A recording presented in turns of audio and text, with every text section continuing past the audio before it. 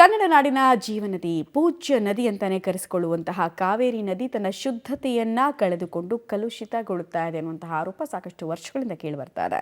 ತಲಕಾವೇರಿಯಲ್ಲಿ ಹುಟ್ಟಿ ಹರಿಯುವಂತಹ ಕಾವೇರಿ ನದಿ ಕೊಡಗಿನ ಗಡಿ ದಾಟಿ ಹರಿಯುವ ಮುನ್ನವೇ ಅಪವಿತ್ರ ಆಗ್ತಾ ಇರೋದು ಅಂದ್ರೆ ಮಲಿನ ಆಗ್ತಾ ಇರೋದು ನಿಜಕ್ಕೂ ಆಘಾತಕಾರಿ ಸಂಗತಿ ಆಗಿದೆ. ನಗರದ ಮನೆ, ಹೋಮ್ ಸ್ಟೇ, ಮಾಂಸದ ಅಂಗಡಿಗಳು, ಹೋಟೆಲ್, ವಾಣಿಜ್ಯ ಸಂಕೀರ್ಣಗಳ ತ್ಯಾಜ್ಯ ನದಿ ಸೇರ್ತಾ ಇದೆ.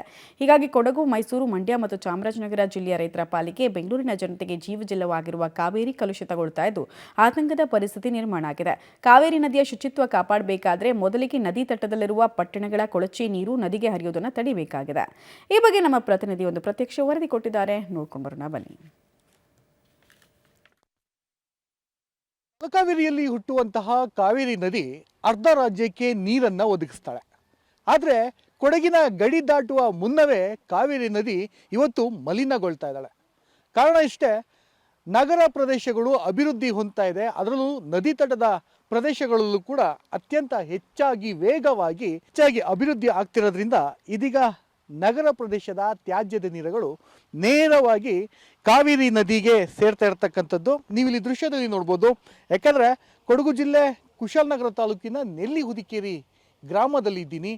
ಹಲವಾರು ಅಭಿವೃದ್ಧಿ ಕಾರ್ಯಗಳು ಕೂಡ ಈ ಒಂದು ಜಾಗದಲ್ಲಿ ಕೂಡ ಆಗ್ತಾ ಇದೆ. ದಿನದಿಂದ ದಿನಕ್ಕೆ ಪಟ್ಟಣ ಕೂಡ ಬೆಳೀತಾ ಇದೆ. ಆದರೆ ಬೆಳೆಯುವಂತಹ ಪಟ್ಟಣದ ಸಾಕಷ್ಟು ತ್ಯಾಜ್ಯದ ನೀರು ಸಂಪೂರ್ಣವಾಗಿ ಕಾವೇರಿಯ ಒಡಲು ಸೇರ್ತಾ ಇದೆ. ಅಂದರೆ ಇದಕ್ಕಿಂತ ಬೇಸರದ ಸಂಗತಿ ಮತ್ತೊಂದಿಲ್ಲ ಅಂತಲೇ ಹೇಳ್ಬೋದು. ಯಾಕಂದರೆ ಆ ಪ್ರಮಾಣದ ತ್ಯಾಜ್ಯದ ನೀರು ಈ ಭಾಗದಲ್ಲಿ ಹರಿತಿದೆ. ಯಾಕಂದರೆ ಬೆಂಗಳೂರು ಭಾಗದ ಕೆಂಗೇರಿ ಭಾಗಕ್ಕೆ ಹೋದರೆ ಆ ಒಂದು ಊರಿಗೆ ಹೋಗ್ಬೇಕಾದ್ರೆ ಬಹುಶಃ ಎಲ್ಲರೂ ಕೂಡ ಕೆಂಗೇರಿಗೆ ಬಂದ್ವಿ ಅನಿಸುತ್ತೆ. ಆ ರೀತಿ ಒಂದು ದುರ್ವಾಸನೆ ಕೂಡ ಆ ಭಾಗದಲ್ಲಿ ಬರ್ತಾ ಇದೆ.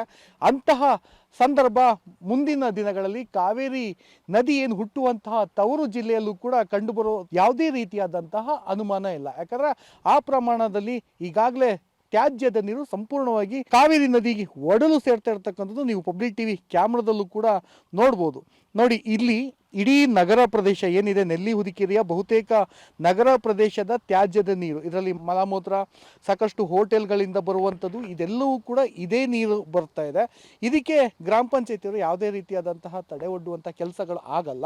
ಮಳೆಗಾಲ ಹೊತ್ತಿನಲ್ಲಿ ಎಲ್ಲವೂ ಕೂಡ ಕಾವೇರಿ ಒಡಲು ಸಂಪೂರ್ಣವಾಗಿ ಏನು ಇರ್ತಕ್ಕಂಥ ಎಲ್ಲ ತ್ಯಾಜ್ಯಗಳನ್ನು ಕೊಚ್ಕೊಂಡು ಹೋಗುತ್ತೆ. ಆದರೆ ಬೇಸಿಗೆ ಹತ್ತಿರ ಬಂದಂತೆ ಇದೀಗ ಇಲ್ಲಿನ ಸಮಸ್ಯೆಗಳು, ಕಾವೇರಿಯ ತ್ಯಾಜ್ಯದ ನೀರು ಯಾವ ರೀತಿ ಬಿಗಡಾಯಿಸುತ್ತೆ, ಈ ನೀರನ್ನೇ ಸಾಕಷ್ಟು ಜನರು ಈ ನೀರೇ ಕುಶಾಲನಗರ ಮಾರ್ಗವಾಗಿ ಈ ಹಾಸನ ಇರ್ಬೋದು, ಮೈಸೂರು, ಮಂಡ್ಯ ಈ ಭಾಗಕ್ಕೆ ಕೂಡ ಇದೇ ಕಾವೇರಿ ನೀರು ತಲುಪುವಂತಹ ವ್ಯವಸ್ಥೆ ಕೂಡ ಆಗುತ್ತೆ. ಆದರೆ ಇಲ್ಲಿರ್ತಕ್ಕಂಥ ಸಾಕಷ್ಟು ಜನರಿಗೆ ಈ ನೀರನ್ನು ಅವಲಂಬಿಸ್ಕೊಂಡು ಬಳಸ್ತಾ ಇದ್ದಾರೆ.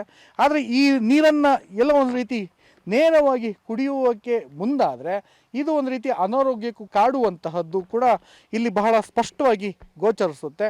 ಹೀಗಾಗಿ ಒಂದು ರೀತಿ ಗ್ರಾಮ ಪಂಚಾಯಿತಿಯರಾಗಿರ್ಬೋದು, ಜಿಲ್ಲಾಡಳಿತ ಇರ್ಬೋದು, ಒಂದಷ್ಟು ಎಚ್ಚರಿಕೆಯನ್ನು ತಗೋಬೇಕಾಗುತ್ತೆ. ಮುಂದಿನ ದಿನಗಳಲ್ಲಿ ಮತ್ತಷ್ಟು ಬಿಸಿಲಿನ ವಾತಾವರಣ ಕೂಡ ಹೆಚ್ಚಾಗುತ್ತೆ. ನೀರಿಗಾಗಿ ಹಾಹಾಕಾರ ಕೂಡ ಉದ್ಭವ ಆಗುವ ಸಾಧ್ಯತೆಗಳು ಕೂಡ ಇರುತ್ತೆ. ಮಲಿನಗೊಳ್ತಾ ಇರ್ತಕ್ಕಂಥ ನೀರೇನಿದೆ ಇದಕ್ಕೆ ಬೇರೆ ಕಡೆ ಪರ್ಯಾಯ ವ್ಯವಸ್ಥೆಗಳನ್ನ ಕೂಡ ಮಾಡದೇ ಇದ್ರೆ ಮುಂದಿನ ದಿನಗಳಲ್ಲಿ ಮತ್ತೊಂದು ರೀತಿ ಸಮಸ್ಯೆ ಎದುರಾಗೋದ್ರಲ್ಲಿ ಯಾವುದೇ ರೀತಿಯಾದಂತಹ ಅನುಮಾನ ಇಲ್ಲ ಅಂತಲೇ ಹೇಳ್ಬೋದು. ಕ್ಯಾಮ್ರಾಮನ್ ಶಿವು ಜೊತೆ ಮಲ್ಲಿಕಾರ್ಜುನ್, ಪಬ್ಲಿಕ್ ಟಿವಿ, ಮಡಿಕೇರಿ.